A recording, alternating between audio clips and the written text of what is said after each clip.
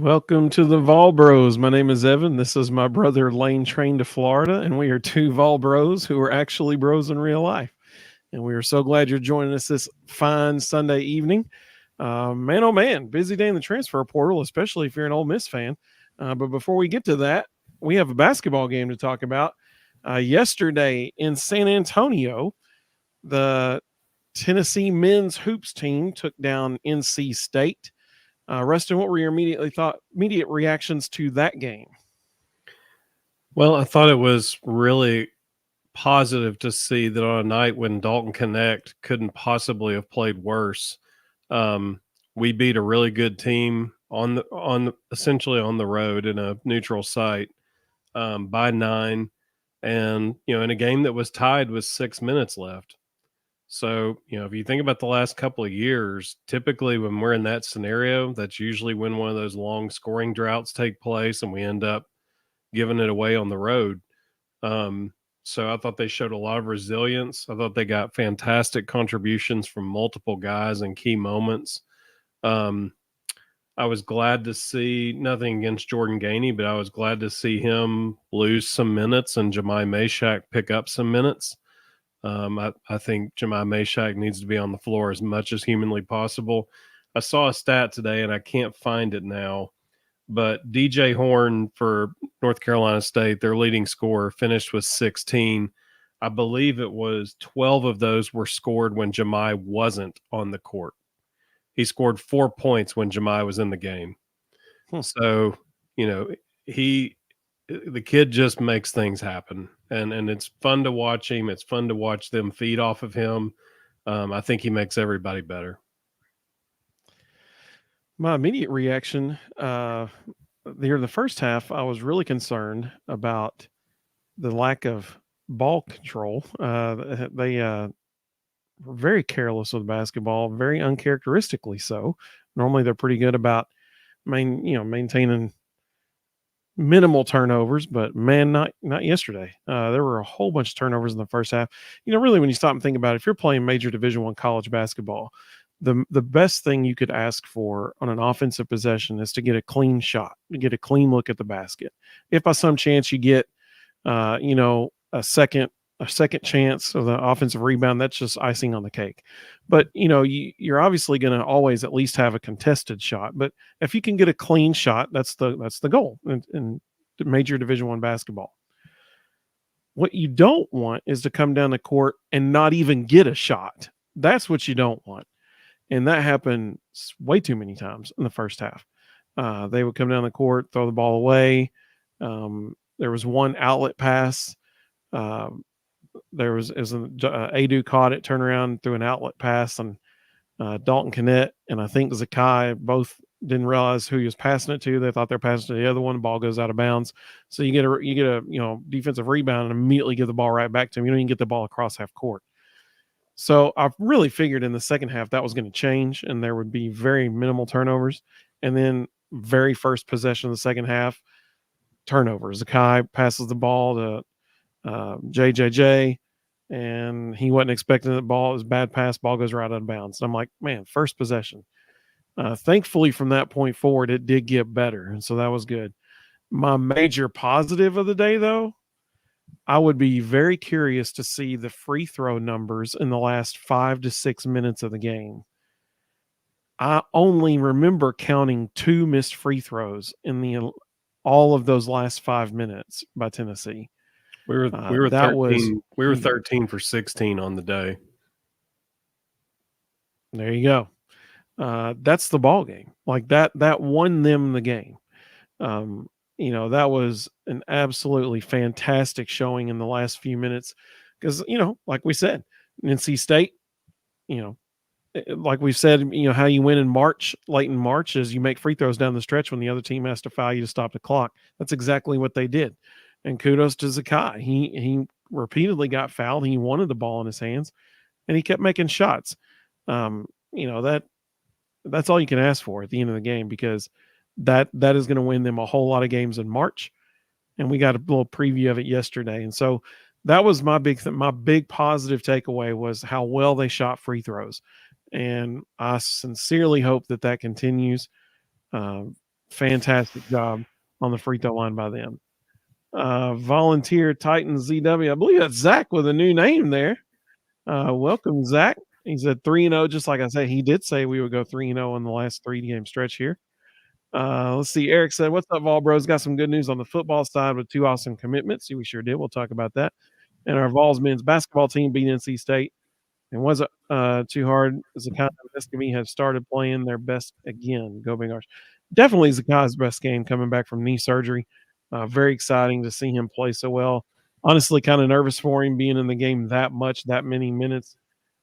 And we're still maybe right at a year from surgery now. He doesn't act like it bothers him though. Like, I mean, he plays so fast, and it's kind of amazing how well he moves, being it's only been essentially 9 months.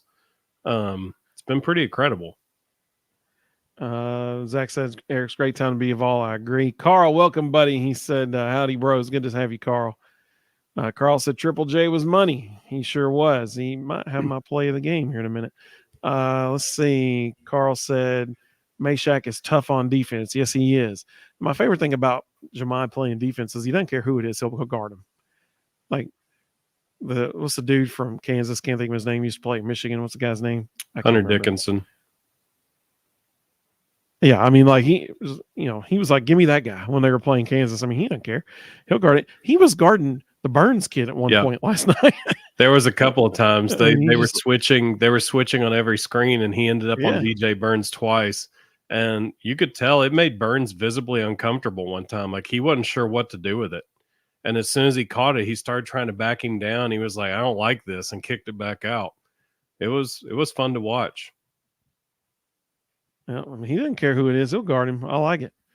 Carl said they had some big dudes. Yes, they did. They sure did. We had that big dude. DJ Burns used to be a Vol. A lot of people forget that. He played his freshman year at Tennessee. Zach said Awaka is the best defender in the SEC. I'd definitely argue the best rebounder for sure. Dude, he had it was funny that even the announcer got a kick out of the fact that he had 11 rebounds in 15 minutes, and he made a point to emphasize that twice. That was awesome. Tri-Cities Vol, guys, y'all do a great job. Hey, we appreciate that, Tri-Cities Vol. Rustin went to college in the Tri-City, so we actually had a conversation about this offline the other night. Oh, really? Mm-hmm. That's awesome. Wait a second. You know what I just noticed? Okay, so StreamYard has undergone some improvements and some upgrades. Look at where he just commented from. He commented on Twitter and it showed up on here. Oh yeah. That's awesome. I like how Elon made sure to make his logo visible as well, so everybody knows where it came from. Absolutely. So StreamYard actually today announced that you can now live stream to Instagram as well. And so I started to set that up for tonight, but in true Instagram fashion, they made it as difficult as humanly possible. We can still do it, but we'll have to copy the stream key from Instagram for every show and go live, not only on here, but then you have to go to Instagram and click go live on Instagram as well. So we might do that in the future. I don't know how many people would actually be watching on Instagram, but hey, if you would watch on Instagram, let us know that, and we'll consider going live on Instagram as well. But that's really cool that now we can see Twitter on here too. That's awesome. Now I don't have to keep monitoring Twitter on my other screen. I can just do it all in one. Let's see. Carl said Awaka was a better big than Burns last night. Hey, I love him, man. He was all over the place. You can't hide defense, can you? Daniel, welcome, buddy. He said, "Hey guys, welcome, Daniel." Let's see. Elijah said, "My main takeaway." Welcome, Elijah. Good to have you, buddy. He said, "My main takeaway: we won against a good team with Kennett scoring 2 points and going 1 for 7. Love how anyone can go off for 20 on this team." That's a great point. And literally every night it's a different guy. I mean, it's pretty remarkable. So I want to elaborate on one thing that Elijah said there. He mentioned, they beat a good NC State team. So here's my thing about that. This was one of those games where Tennessee was expected to win. And it was one of the, and it's very important that they won, because this would be a game, if they had lost, it could have potentially done more harm for them in March than if they had just, there were the severity of harm would have been greater than the benefits of winning. I'll put it that way. When people view this game in March, they're going to be like, well, yeah, they should have beat them. And so that's not going to end up, negatively impacting them. It won't shoot them way up on, seedings either. But if they had lost, people would be like, man, that was a bad loss. They lost to NC State, a team they should have beat. So this was a very important win for them, honestly, because they should have won. And that sounds silly, but my goodness, we've seen many, many times before when teams should have won and they didn't.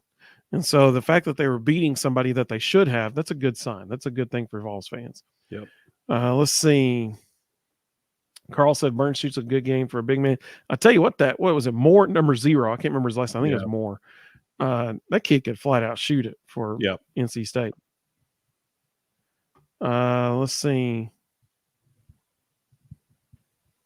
Carl asked, did Burns play while he was a Vol? No, his freshman year he redshirted, because this is actually a slimmed down version of DJ Burns. He used to be bigger, and when they signed him, they decided his freshman year he was going to redshirt and lose weight.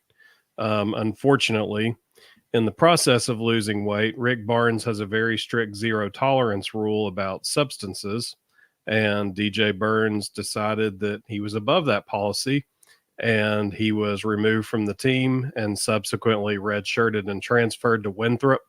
He was Big South Freshman of the Year his freshman year at Winthrop, and then transferred to North Carolina State, and he's been there ever since.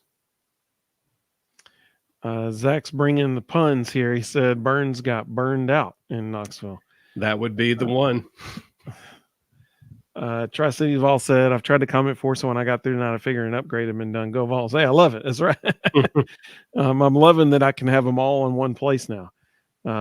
We got Facebook, YouTube, and Instagram, or it's not Instagram, Facebook, YouTube, and X, or Twitter, whatever you want to call it. They're all able to be shown on the screen now. So that's awesome. That's very exciting, actually. And it's allowing me to see how many people are watching on X as well. That's what I'm talking about, Elon. Good job. Way to partner up with StreamYard. I love it, man. That's great. Let's see. Okay. Zach said, I think it's funny people are making a big deal about Ole Miss when they play crappy teams.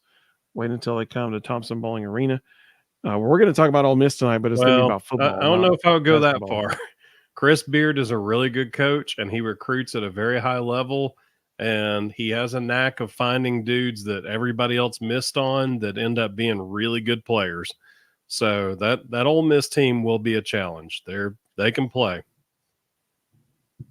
Elijah said it does feel good to not have lost a game that we were favored in. We always would find a way to lose a few of those that we should have won.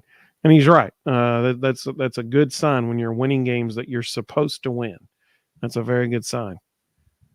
Robert, welcome, Robert. He said, I never thought I would see Knet score just 2 points. I agree. Everybody can have a night. I was surprised at his lack of composure. There's such a thing as just being off, and that is what it is. But when he realized he was off, he started doing the right thing. He tried to attack the basket, and that's how you get back on. You get fouled, get to the free throw line, see some shots go in. But then he just kept pressing the issue, and he kept flying into the lane completely out of control in gaps that weren't there.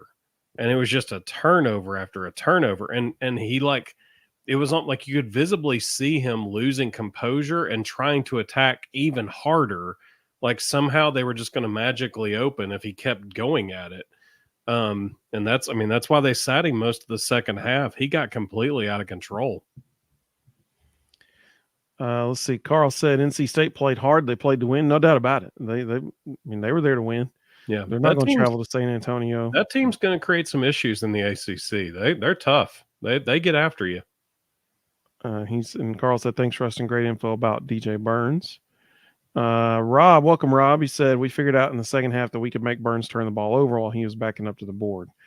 Jemai reached in and got a steal or two in the second half. Yeah. I remember one off the top of my head, but no doubt with the dude that's big putting the ball on the floor, you got to get it from him. That's the bottom line. I will say this. I mean, I sat there watching the first half, and DJ Burns is left-handed, and he clearly, if he got to his left-hand side, he was going to score. He had great touch. His jump hook was beautiful. Like if he got his shoulders where he needed them, he was going to score. And I kept watching it going, why are they not forcing him baseline? Well, then start the second half, like the second or third possession, they forced him to his right-hand side, and he made a gorgeous drop step move and made a reverse layup. And I was like, okay, big guy can move. Like that was a legit move.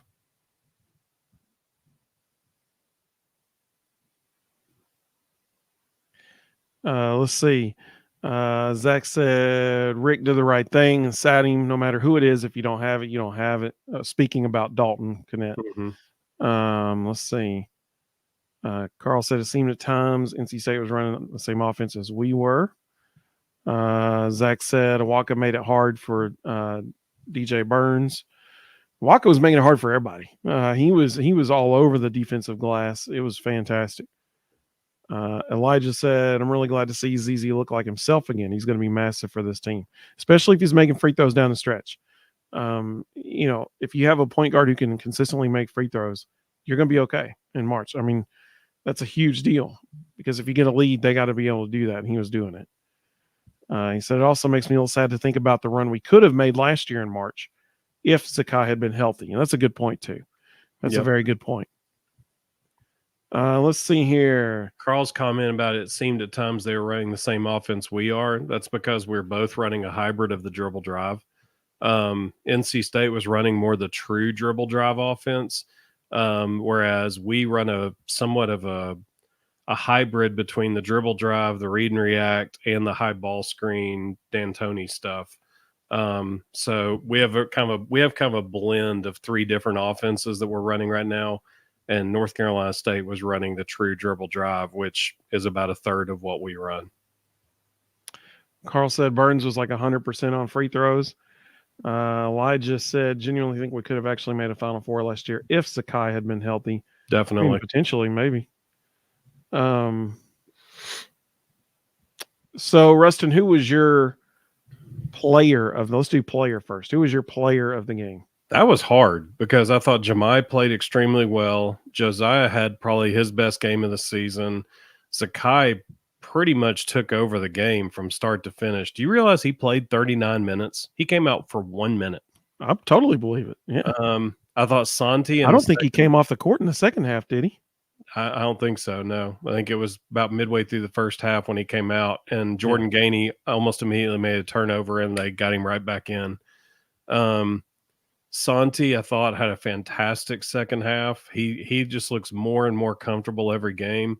Tobe Awaka was just a monster in the second half. He did a great job on Burns. He did a great job rebounding. I mean, I guess if I have to pick one guy, I'm going to go with Zakai because I felt like he really dictated the entire game from start to finish. But I mean, I think you could have picked from 3 or 4. There was a lot of really good performances. So Zach said his player of the game was Tobe Awaka. I think it's a great choice. Elijah said Josiah Jordan James was his. Let's see. So my player of the game is who Elijah picked. Josiah Jordan James is my player of the game. The guy made 3 huge shots during the game. I mean, obviously he was, kind of consistent presence. I think as far as I remember, I could be totally wrong. I remember 1 turnover. It could be less, or I mean, it could be more, but I only remember 1. He made, shots in huge moments of the game. Even he picked up his 4th foul with like 3 minutes and 45 seconds left and played smart and didn't get another foul the rest of the game, but maintained defensive intensity. He was my player of the game. He was the leading scorer. That doesn't really, yeah, that's nice or whatever, but it's the times when he scored. That was what was huge in my opinion. And one of my plays of the game, my play of the game was actually related to him too. So y'all let us know. Tri-Cities Vol said can't go wrong with Zakai. and we don't win without him or Josiah Jordan James. I totally agree. They were unbelievably important last night. Daniel said, if you guys get bored sometime, check out Ty Glasper. He's a junior up here in Gatlinburg. He single-handedly put up 60 points in a rivalry game a couple weeks ago. Dude, if you're scoring 60 in a game, you're legit. Yep. I mean, that's the bottom line. Daniel, is he at Gatlinburg Pittman or is he at Pigeon Forge? What school is he at? Let's see. Tri-Cities Vol said, I love all the intangibles that Meshack provides. No doubt. I mean, you put him in the game, you get him and Zakai in the game at the same time, and their offense, you remove two people from their offense, basically. I mean, that's a major luxury. Elijah said, we really need to give Jemiah some of Gainey's minutes. Well, they did this game. I mean, last game it was pretty even. They both played about equal minutes. And this game, Gainey got 12 and Meshack got 26. So they definitely moved some of the minutes over. So you all let us know in the comments who your player of the game was. Zach said, I would pick Josiah, but he's too busy reading Ugly Love. That's pretty good. That's pretty good. If anybody isn't aware of what Zach is referencing, earlier this year, Tennessee's creative team did a feature on the basketball team and asked them like what books they were currently reading. And, you had some really deep stuff. And like Toby Awaka mentioned Mere Christianity, among other things. And then Josiah Jordan James, the first book he mentioned was a romantic novel. And he has not lived it down. I'll put it that way. Daniel said the Glasper kid is at Gatlinburg Pittman. He's smaller, but he needs more attention. If you're scoring 60, you're good. I mean, like that's the bottom line. Yep. Carl makes a great point here. He said he was proud that there was no panic when NC State tied it up. They kept to the game plan, stayed efficient. That's a great point. Mm-hmm. Elijah said Gainey really makes me think of Key from last year, very streaky, but really good when hot. Tri-Cities Vol asked, is Freddie DeLeon still hurt? I thought he should get some of Gainey's minutes. No. He's back. He and JP Estrella and Cade Phillips were the three players that Rick Barnes mentioned before the last game about basically until they realize how important it is to practice and practice well, that you don't get to play if you don't practice and prepare well. And so Freddie DeLeon is still in that doghouse. He's still trying to figure out what practicing well means so that he can get back on the floor. And that'll come back into play in a question Zach asked here in a little bit when he asked about their schedule, like what's going on with their schedule. Carl said Triple J was his player of the game only because Kennett not scoring, he took up the torch. Yeah, that's exactly right. Yeah. Absolutely. Rustin, what was your play of the game? I think we had the same one based on what you just said. Mine was tie game, 6 minutes left. We miss a shot. Tobe Awaka, I mean, it looks like a clear rebound for NC State. And somehow Tobe Awaka gets a hand on it without fouling, creates a loose ball, ends up recovering the loose ball, kicks it back out to Josiah at the top of the key for a wide open three, and he buries it. We go up 63-60 with 6 minutes left, and it was never tied. We never lost the lead ever again. Outscored them 19-10 in the final 6 minutes, starting with that three. I think that's a great choice. So mine was a little bit different. It was shortly after what you just said. There was probably about, I should have written down the timestamp, but it was probably about a minute and a half left in the game. Less than 2 minutes for sure, but I think it was about a minute and a half left. We come down. Zakai makes a couple of free throws. Next trip down the court, Santi hits a huge three. And a huge three. Then we come back down the court. Zakai goes 1 for 2 from the line. Next time down, we're just trading baskets essentially. And the next time down the court, we get a stop. They come down and they kick it out to Josiah. And 2 possessions after Santi hits his huge three, Josiah hits a huge three from the opposite side of the court on the wing. And that was kind of like the dagger. It was kind of like, oh, that's it. And so that play, I guess you could really say it should be a series of plays, the back-to-back threes from Santi and Josiah. But when Josiah hit, I mean, when Santi hit his, we're like, oh yeah, we still got this. We got this game. But then when Josiah hit his, it was like, oh, it's over. It is over. And so that was my play of the game. It was a huge three in that moment. Mm-hmm. That was mine. Tony, welcome, Tony. Good to have you, buddy. He said Meshack was his player of the game. I think it's a great choice. And he said, now let's talk football. We're about to. Jeff said, welcome, Jeff. He said, Rustin, this was the play you were just talking about. Yeah. He said that play that you just mentioned was the play of the game for sure. Let's see here. Zach clarified and said he meant steal, not steak. He said the steal by Zakai and then the three by Josiah. Absolutely. Absolutely. Rob said, my plays of the game were when Zakai stole the ball twice with lightning fast hands on inbound passes by North Carolina State.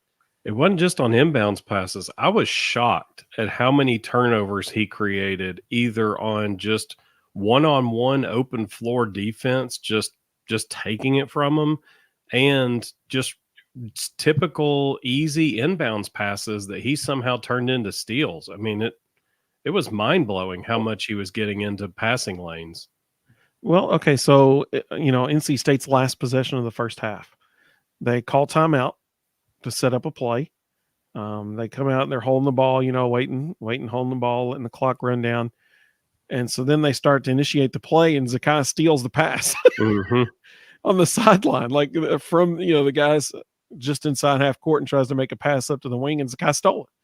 I mean, that was awesome, man. That was a great play. They threw away 2 inbounds passes under their own basket because he was just in the passing lane and they just couldn't get the ball in. And it was like, the dude's 5'5". How are we having this many issues throwing the ball in above him? Like, just throw it over his head and go catch it. It was amazing. Eric said, I got to say, Santi is my player in the game. I think it's a great choice. Great choice. I mean, there was a lot of people who stepped up yesterday. Elijah said, one bad thing I can think of with this game is that every time we got up 9 or so, we let them go on and run back in it. It's exactly right. We need to start putting teams away when we have the chance. 100% agree. Yeah. And especially in college basketball, it's always a game of runs. But when you get up, you can't let off the gas. You got to go on another run and put them away, like you said. Trustees have also great inbound steal by Z on the baseline. He's a pest. It's all right. Let's see. Jeff said the steal before the half. That was, yep, absolutely. That was awesome. Papa J, welcome, Papa J. Good to have you, buddy. He said, should have been that close. Now, Papa J, are you referring to the game as a whole? Is that what you're referring to? If so, that's a tough one. I mean, I think NC State is better than, they were 7-3 coming into the game.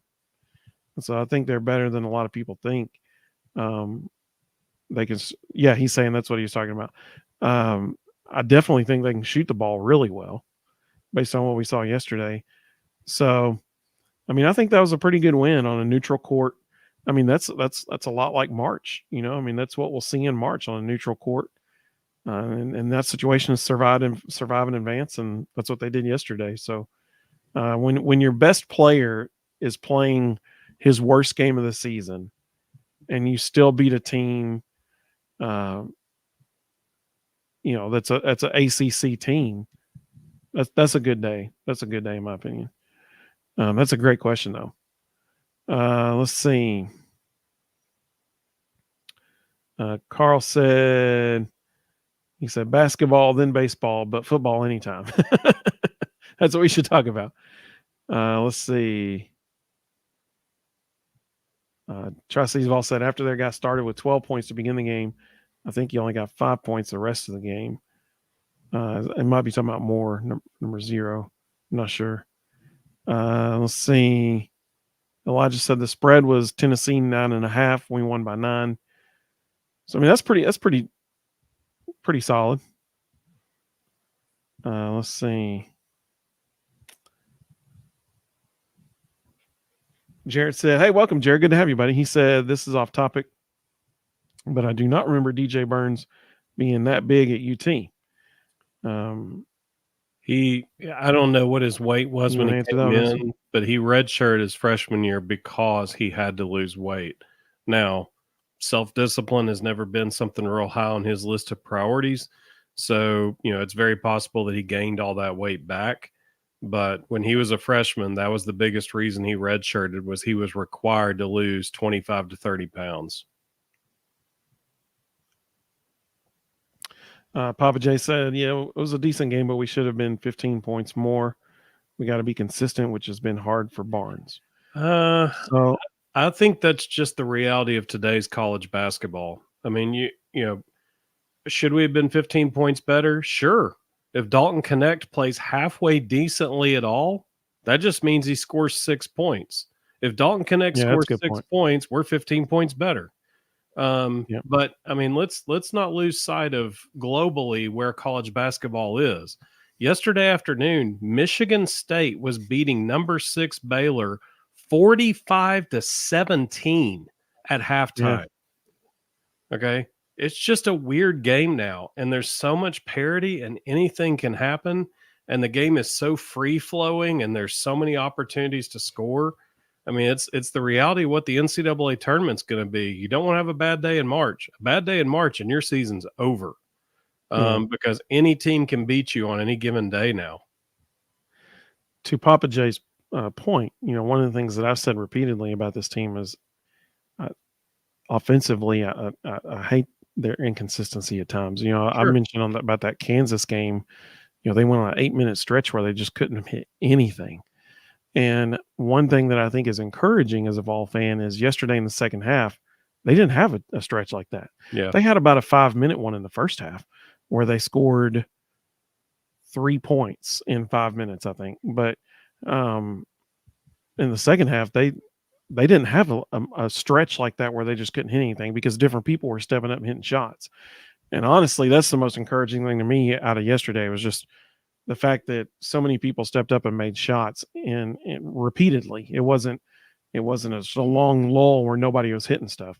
Yeah. So that was very encouraging, especially looking back over the last 2-3 years of Tennessee basketball. And, I think I also go back to what happened at the beginning of the season. I mean, Rick Barnes was caught on camera. You could hear him yelling during a timeout. If you don't shoot the ball, you're not playing. So it's not that he's holding them back. It's not that, he's keeping them from being consistent. He's actually telling them if they don't shoot more, they're coming out. It's just on them. They've got to be consistent. Jeff said, I really wish Zakai would quit turning the ball over so much. If he would just cut those out, it would really help. Yeah. I agree. Zakai had way too many turnovers yesterday. And I think if you asked him that, he would say the same thing. There were just several. If the defense is just playing you really, really tight and they force a turnover, you know what? Kudos to them. But when it's unforced turnovers, it's not, you can't accept it at all. And I can think of 3 off the top of my head immediately from yesterday. Mm-hmm. And you can't have that because you only get a certain amount of chances to score and only get a certain amount of possessions. You can't just give one away and say, oh, well, we're not going to, we don't even get an attempt to score on this possession now. You can't have that in major college basketball. You just can't. Let's see. So Carl said, so excited for this year. Basketball then comes about fighting Vitellos, Vols by 1 million. Carl's pumped for baseball, man. Elijah said that's why all the 1 seeds are going to have 3 to 5 losses instead of 0 to 2 like a few years ago. Oh, yeah. He's right. I mean, Purdue beat Arizona yesterday. This is going to be another one of those years where every week number 1 changes because every week somebody's going to lose. Yeah, that's right. Zach said, Carl, I'm excited about this team. Then baseball, softball going to be awesome. Carl said, fellas, it's hard to be spot on every game. Your shot can be off by 1 inch. That can be the difference of a 3-point game and a 30-point game. Yeah, absolutely. If shots are short or long, that's okay.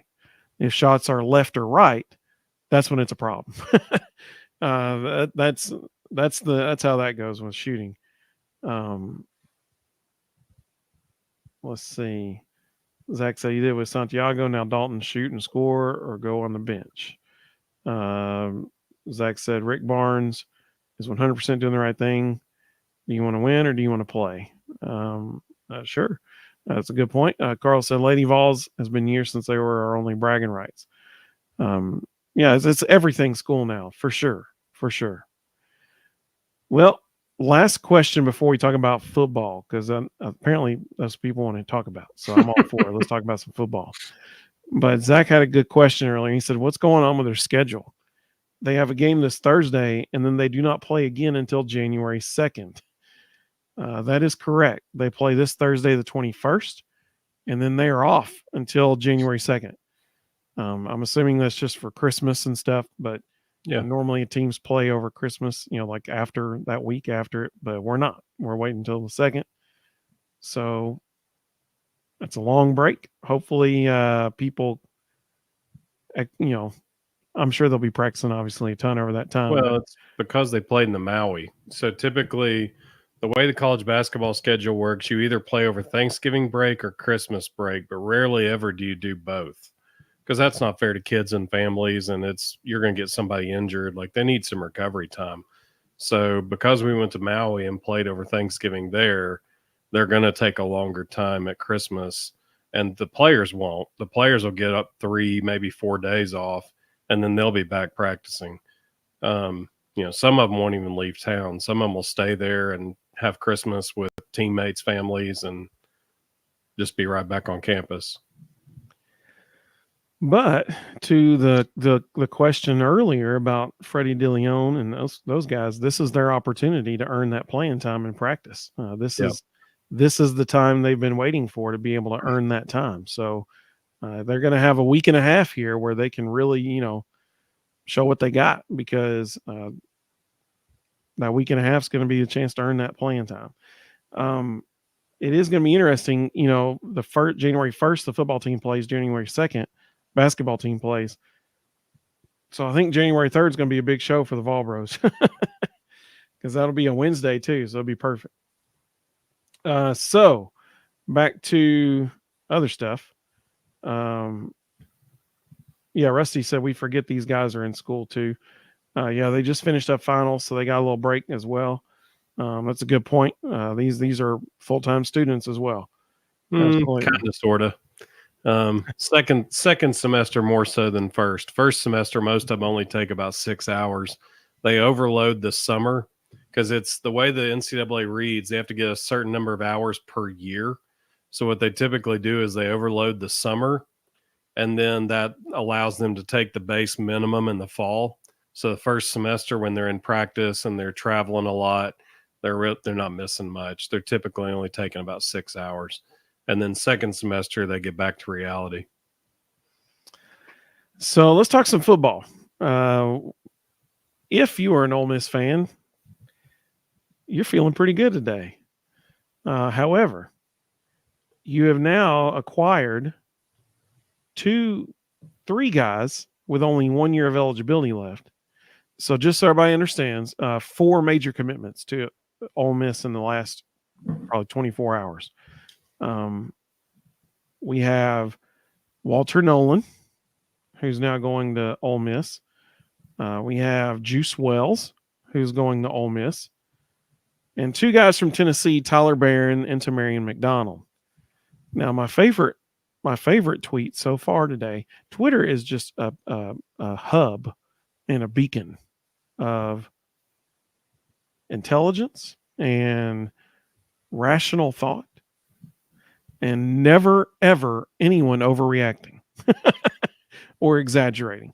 It is just going to be a wonderful, wonderful place to see the philosophies of the day. But my favorite tweet so far was a guy was bragging about all the guys Ole Miss has brought in. And he was talking about Walter Nolan. But he said, and he had parentheses beside each one. He said, Walter Nolan, A&M, or no, he said, best player in the country. Then he said, Tyler Barron, Tennessee's best player. And then he said, Tavarius McDonald, Tennessee's second best player. And I was like, well, numero uno, Tavarius is not his name. His name is Tamarian McDonald. Second, he's not the second best player on our team. He's not even arguably the second best player in the secondary. So that he felt like he was feeling really good about himself in his Ole Miss Rebels. But I mean, there is no denying Lane got a haul. I mean, he got a haul in the past 24 hours. Let's see some of the comments coming through. Carl said, "Shut the portal down during Christmas." Lane done got his gift. That's good.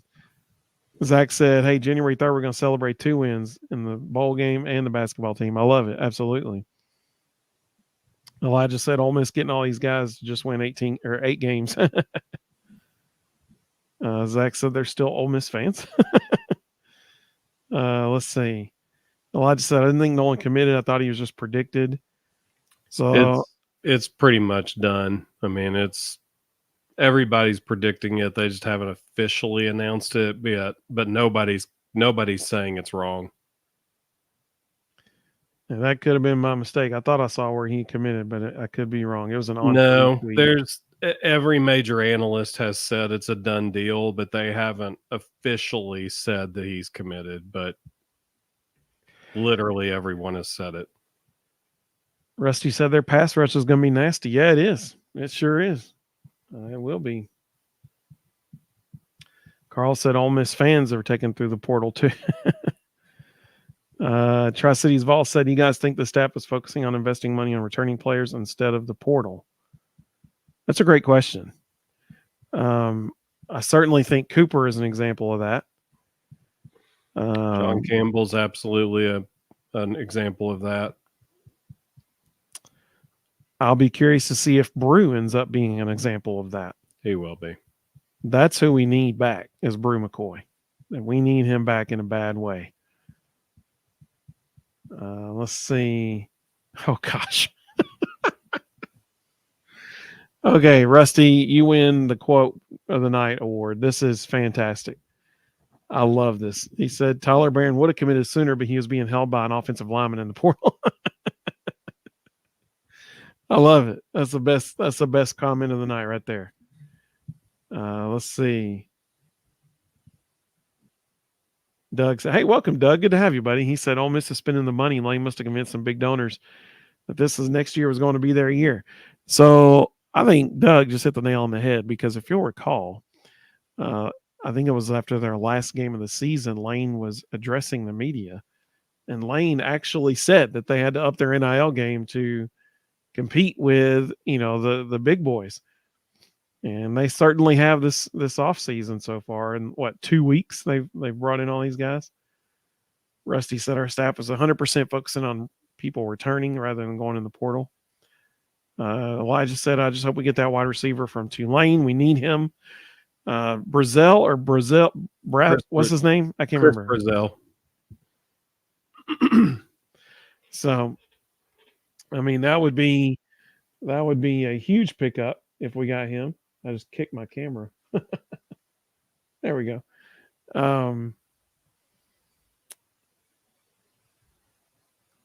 Tony agreed. We need Brew back. He said he's a grown man, no doubt.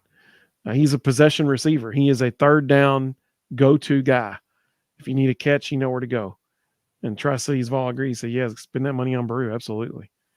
Rusty makes a great point. He said, for the first year in at least 30 years since they split into divisions, but Ole Miss doesn't have Alabama on their schedule for the first time ever.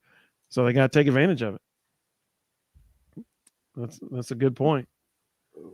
Carl said, "Still debating on going to the bowl game. Only live 2 hours away, but Iowa was a bit of a sleeper last time we played them." I mean, that's a short drive. If you're off on New Year's Day, it's a 1:00 kickoff time. So if you're 2 hours away, you'd be home by 6:30 or 7. Wouldn't have to take off work the next day. Hey, that's Sounds like a sweet opportunity there, Carl. Jeff said, I would rather be where we are going into next year as compared to Ole Miss, especially at the quarterback position. I mean, you got to be excited about that. Carl agreed with the Tyler Barron being held comment. He said that was the best. Tony said, I'm in the minority, but I'm glad Tyler Barron is gone. Okay, Tony, I'm glad you said this. Unfortunately, none of us have the luxury of being in the locker room on a daily basis to see what's going on, to see who is, I almost said an energy vampire. That's a Butch Jones one for you there. What was the dude's name that wrote the book? Gordon? John Gordon? Joe? John Gordon. Yeah. Yeah, that's it. So, we don't know what was going on in that locker room because none of us are in there. But I think we could probably all read between the lines, like maybe stuff was going on that it might end up being a good thing for certain people to not be in the locker room. What do you think about that, Rustin? You think that's fair? So Ole Miss has signed 10 guys in the portal.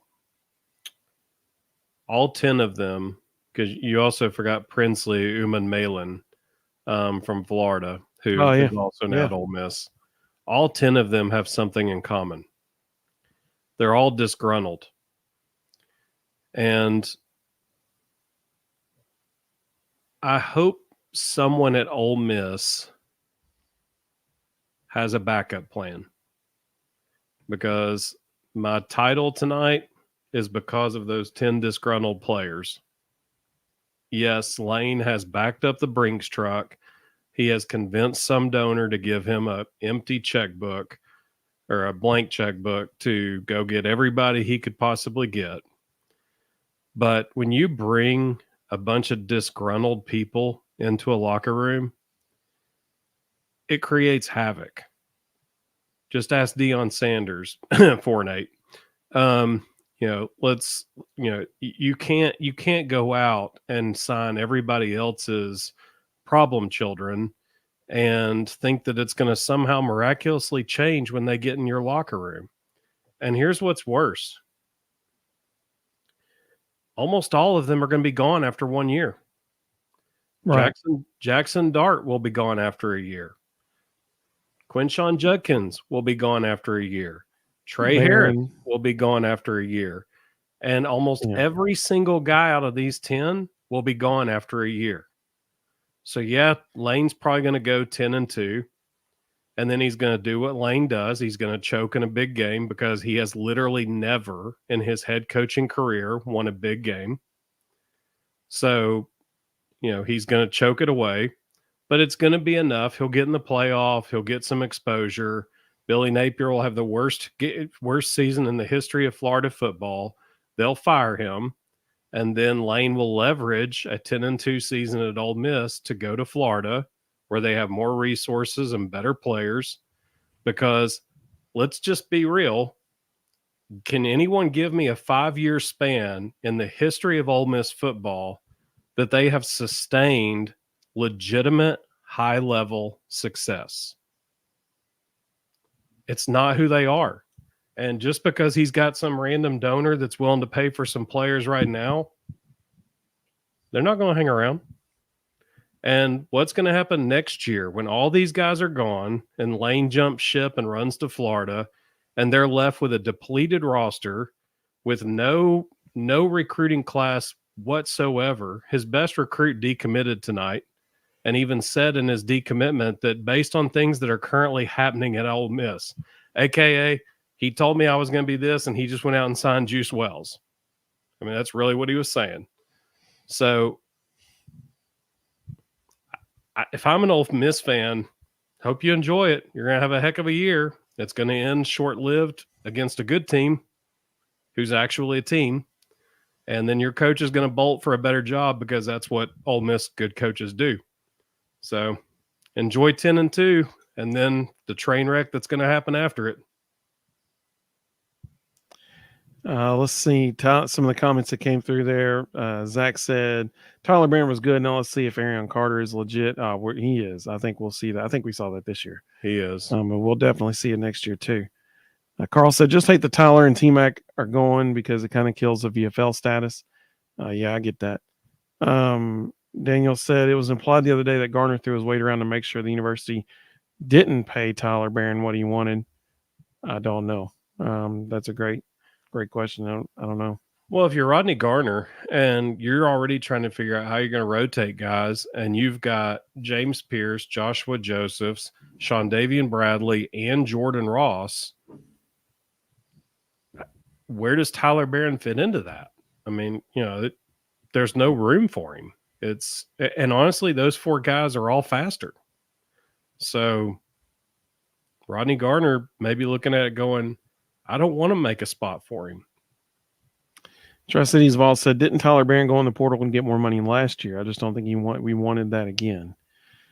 So there was some unsettledness last year surrounding Tyler, and he was expressing that he might want to leave. And yeah, I mean that was certainly a thing that was going on. One difference this year though than last year, and I really would be fascinated. I don't think we'll ever know because I don't think people would actually say this, but I would be fascinated to know.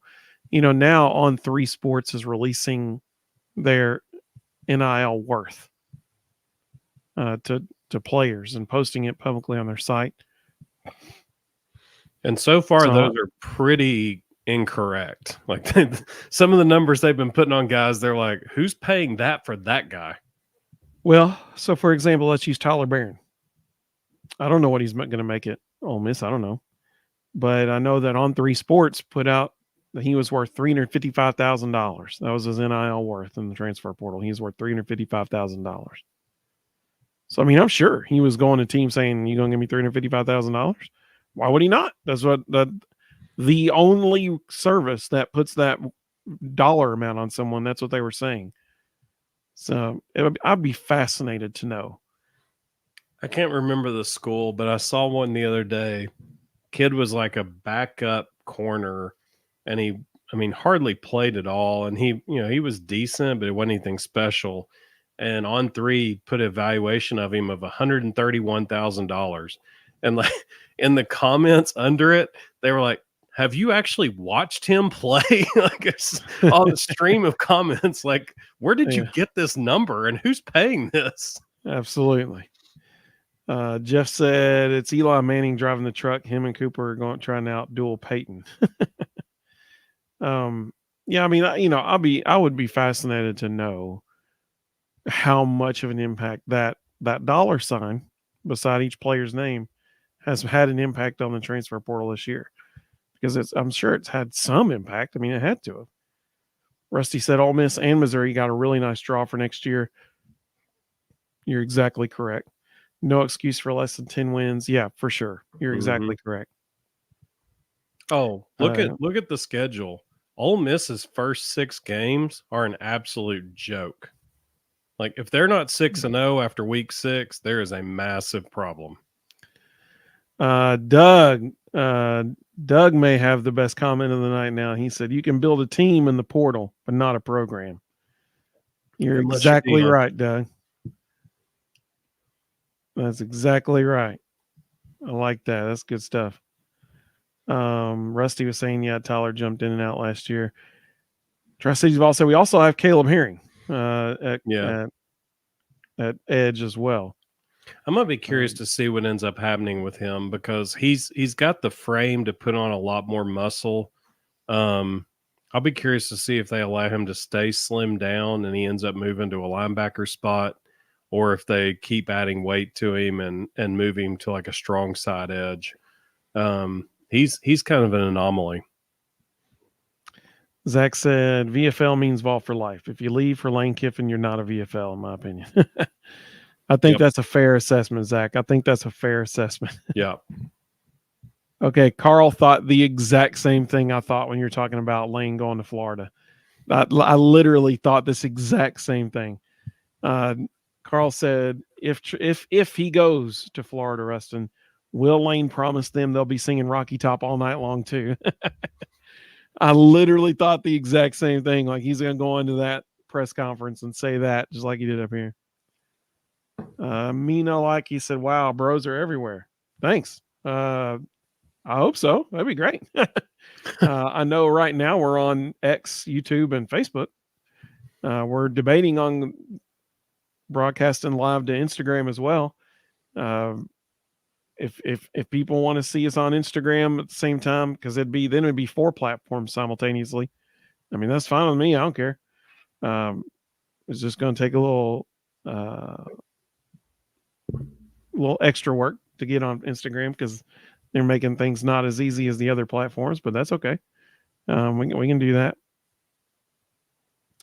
Let's see. Oh, Zach didn't like Carl's comment about the Go Gators and the Rocky Top all night long thing.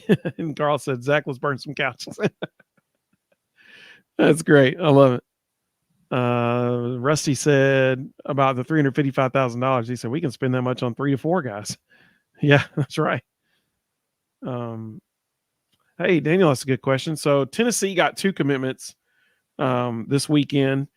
One of them today was from Jamal Wallace, a junior college defensive lineman. Daniel asked, "Have y'all watched Jamal Wallace's tape? He's quick for his size. Do y'all think he's an inside or outside guy?" So he is an absolute freak of nature. And here's why. If you haven't heard his story, here's why nobody knew about him coming out of high school. Coming out of high school, he was 190-pound defensive back. He's now 302 pounds 2 years later. That is a lot of eating in a short amount of time. He's grown like 4 inches and put on 112 pounds in 2 years. So that's why he's quick for his size. He grew up playing wide receiver and defensive back. So the JUCO had him at like a hybrid defensive end outside linebacker. And if you watch his film, he flies around with hatred in mind. Like it is, he punishes people. And I think they're still trying to figure out what he is. He flies in and out. Yep, that's good. That's a good for anyone listening to the audio version and not the watching it. Rusty said he's on that DJ Burns nutrition plan. No, they said it wasn't eating. He just morphed. Like he just a late bloomer. It's crazy. Carl said 270. That's what the JUCO listed him at to start the year. He's now 302. 302. 2 years ago, he was 190. That's a big dude. But he's still got those feet. Like he learned to be a wide receiver defensive back all the way through high school. So he's got really good feet and he runs really well. If y'all want to see an absolute show, it's probably not allowed in some states, but go pull up his highlight reel and watch what he does to some dudes. The worst job you can possibly have is be the fake jet sweep to his side. Oh my word. There's a couple of plays. These poor JUCO kids are running jet sweep. He doesn't know if you have the ball or not. He comes flying off the edge and just decleats these kids. And I mean, they are getting apparently there's no targeting in JUCO because he is just destroying people and the refs are just watching it happen. I'll be fascinated to see what they do with him. He could legitimately play all 4 defensive line spots. It's going to be fun to watch. Very similar to how they use Tyler Barron. They moved him in and out, you know. Mm-hmm. That's definitely a possibility. That's a great question. Thank you, Daniel. That was a really good question. Let's see. Carl said again they had him listed at 270. They were using the JUCO press release guide from the beginning of the year. He's now up to 302. Wes Rucker was talking about it tonight. There was an interview with him, I believe, with Austin Price, where he talked about the growth he's had over the last 2 years, and it's just weirdly abnormal. Like he talk about a late bloomer. He is like the latest of late bloomers. Rusty said the Manning Cast game of the Florida UT game next year is going to be incredible. I totally agree. I'm very much looking forward to that. And you know what? Kudos to ESPN for being smart and doing that. I mean, they got Eli calling Ole Miss's game, Peyton calling Tennessee's game. I mean, that's what people want to see, like kudos to them. That was genius on their part. Let's see. Rusty said former Vols NFL had a nice week. Cordero, Josh Palmer, Ty Chandler scored. Derek Barnett sacked Will Levis. Yes, he did. Watched that today. And then the Tennessee football Twitter account, X, whatever. I don't know. I'm just going to call it Twitter. They actually tweeted that highlight of Derek Barnett sacking Will Levis out. And some Tennessee fans didn't really like it because it was the Titans that were on the negative receiving end of that. But two different leagues, in my opinion. So I was cool with it. But yeah, Derek Barnett, that was a good sack for him. Let's see. Doug said, speaking about Jamal Wallace, he said, if he's willing to put in the work, Rodney Gardner will get him in the league. Yeah, no doubt. No doubt. Ryan Callahan loves the Vol fan base as well. Ryan Callahan a few hours ago tweeted out an article as well talking about his growth spurt. He was 5'10", 190 coming out of high school, and he's now 6'2", 302. And so he always wanted to be a Vol because he heard Inky Johnson speak at a conference once. Oh, that's cool. Well, I saw a quote from him where he said, when Tennessee offered, he immediately thought, it's a place I've always wanted to play. And I didn't realize why, but now we know. He heard Inky speak. That's cool. In 10 games this year, he only played 10 games this year, and playing kind of a hybrid inside and outside. He had 39 tackles, 3.5 sacks, 10 tackles for loss, 2 forced fumbles, 1 fumble recovery, and get this, 3 pass breakups. He's mobile. As a defensive line. He's mobile. So that could be either getting his hands up, batting down a ball, or that could be a running back coming out of the backfield and he's covering him and breaks up the pass. That would be very impressive, actually, if that's one of the cases. He played a lot of stand-up end. If you watch the highlight reel on all those jet sweeps when he just destroys people, he's playing stand-up end and he's coming off the edge. He didn't know if the guy has the ball or not, and he just eliminates him. Carl said excited to have him on the team. Rodney Gardner is going to be happy. Absolutely. He said, bye-bye, Tyler. So there was another commitment Tennessee got this weekend as well. A transfer defensive back from MTSU. Here's my opinion on that, because a lot of people are like, oh, man, he only went to MTSU. Okay, well, here's my opinion on that. If any Tennessee fan could pick one player from this season that is now over, that, we still have a ball game left, but if any Tennessee fan could pick one player that you never want to see again on the field against us, lining up on the opposite side against us, I would venture to guess that there are a whole bunch of people would pick the Schrader kid from Missouri, because that dude torched us. Like, he ran over, around, and through us all game long. I mean, oh goodness, I don't want to ever see that kid in the backfield ever again on the other side of the ball from us. Where did he play last year? Before 2023 season, was it Division 2 or Division 3? I can't remember. I think it was Division 2. It definitely wasn't Division 1. I know that. Yeah, he was. So this kid comes from a Division 2 school. You may have frozen for a second, Rustin. What were you saying there? I just said it was D2.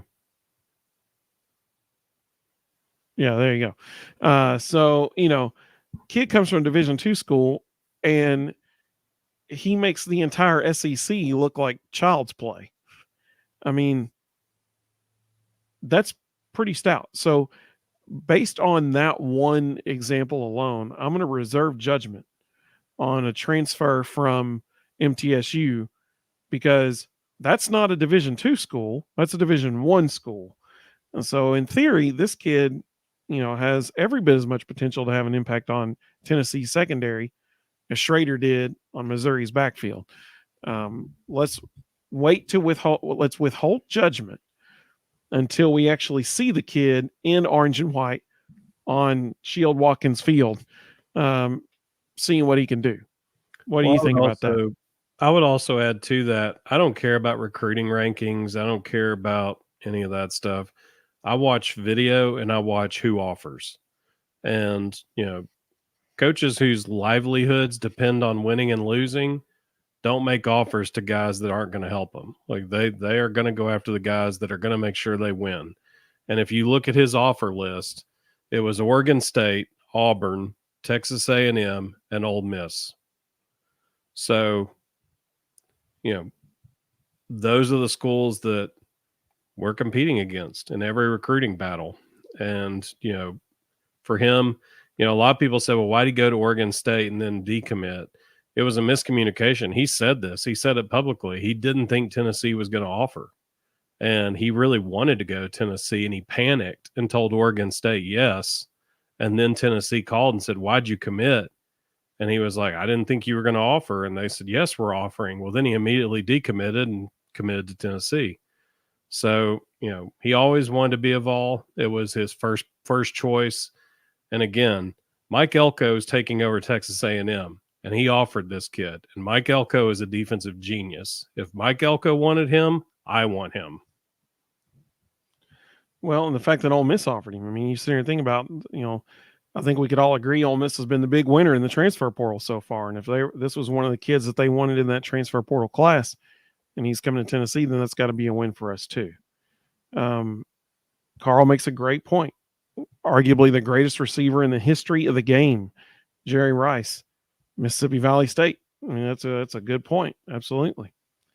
Doug says it's been good interacting with you, Vol Bros and Vol fans. Good night. I hope everyone has a great week. Hey, thanks, Doug. We appreciate that. You too, man. Hope you have a great week. Thank you for joining us. We really appreciate it. Rusty made a good point. He said, we also gave up a long touchdown to Mario Anderson for South Carolina, who was a Division II back and is now going to Memphis. Yep. Let's see. Jeff said there are a lot of kids that can play at lower levels who are there for various reasons. Could have been an ACT score, could have been different stuff. He said that does not mean they can't play good football at a Division I school. That's a great point. There's tons of reasons why people may end up where they are. The thing is, what are they going to do when they get their chance in primetime college football, which now this kid's going to have his chance. That's a great point. Thank you for saying that, Jeff. We've seen that now repeatedly with. Go ahead. I was going to say we've seen it now repeatedly with like Schrader and oh goodness, who was the other kid? There was another running back that we played. I've lost it, but yeah, I mean, until they get under the bright lights and primetime network television video cameras, that's when we see who's really going to be playing and who's not. And the other thing is what we said previously. Sometimes they're at a lower level because they were placed there.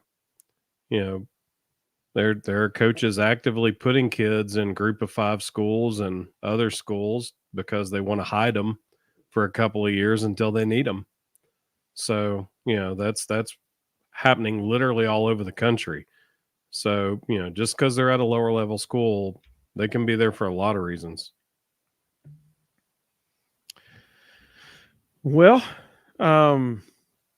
anything else that I've forgotten about that we should be talking about before we wrap it up? I don't think so. There's a lot of weirdness going on at Southern Cal, but I don't think that matters. Yeah, several people have entered the transfer portal. Yeah, Malachi Nelson just entered the portal because he got mad that Lincoln Riley was flying around the country offering every quarterback that could walk. He didn't like that too much. and then half their receiving room is in the portal. Yeah. The one that blows my mind is Vanderbilt. Like, I don't know what they're doing. I mean, they're just letting everybody leave, and they're not replacing them. Like, nobody's coming in the door. It's wild. So, as far as upcoming schedule for the basketballs, this Thursday at 6:30 p.m. in Thompson Bowling Arena, they play Tarleton State. Tarleton is a national powerhouse, and so, so Now you say that that'll. They are 8-2. I'll give them that. they are. And so do you know what Tarleton State is? No. So they are a D2 who is making the transition to Division 1, and they're in Texas, and they have a ton of oil money behind them. And so they are weirdly competing at a very high level in pretty much every sport all of a sudden in their first year in the transition.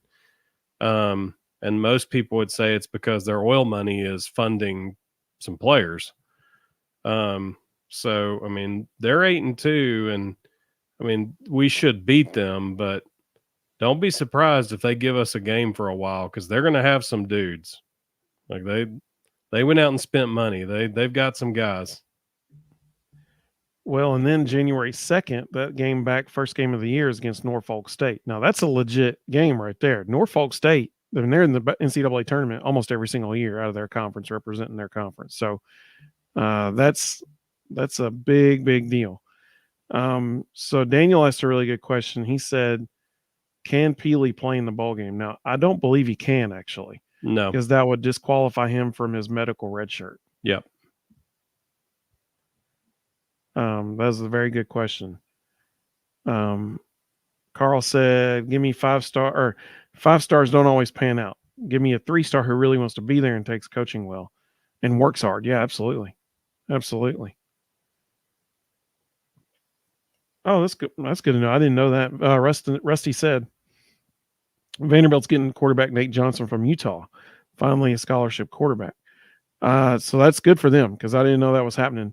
It's probably good for Nate too, because Cameron Rising is coming back next year, and so Nate wasn't going to be playing at Utah. He started the season second string and lost the job to the third stringer when he got injured, and the third stringer came in and played better than him.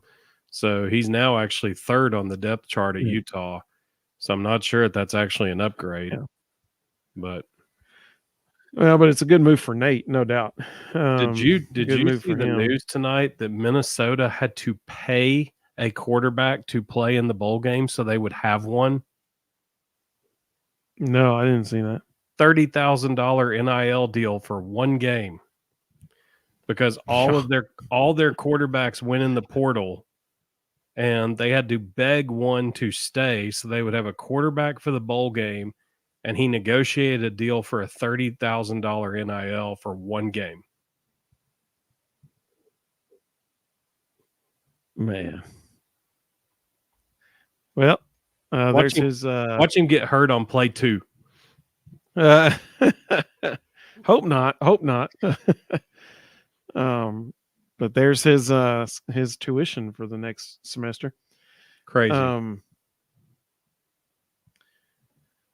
So since Tennessee plays Thursdays, Wednesday night,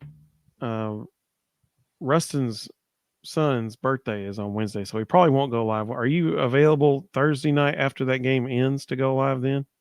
Sure. So I think that's probably what we'll do this week. We'll go live on Thursday night, and so that'll be good. That'll be about perfect timing, because the game will end about 8:30, 8:45, and then we'll go live at 9. So that'll be good. So hopefully we'll see everybody then. We really do appreciate everybody joining us tonight. We love this, man. It's so much fun. We love interacting with all you folks. Y'all are awesome. And I'm so pumped now that we can actually put X comments on the screens. That's been fun having like this one right here. Thank you so much, Tri-Cities Vol. It's a great show, guys. As usual, look forward to the next one. Y'all have a good night. Hey, we appreciate that so much. But I'm just so excited that we can put comments from X on the screen now. That's fantastic. I love that. Rusty said, "Are we expecting Gaston Moore and Navy Schuler to jump in portal or retire?" Great question. I think Gaston Moore is a portal guy. Navy Schuler, I don't think is going anywhere. Yeah, Navy will be. Yeah, some of the comments Heath's made recently make me think Navy's staying to become a coach. Bingo. Gaston's definitely a portal guy. He's gone. Gaston can play, and he knows that. And so, I mean, he knows that there is a spot out there somewhere for him.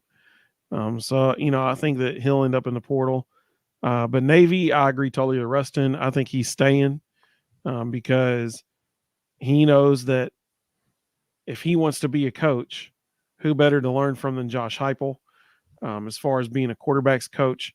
So it would not shock me at all if Navy sticks around because I think he sees his long-term goals there.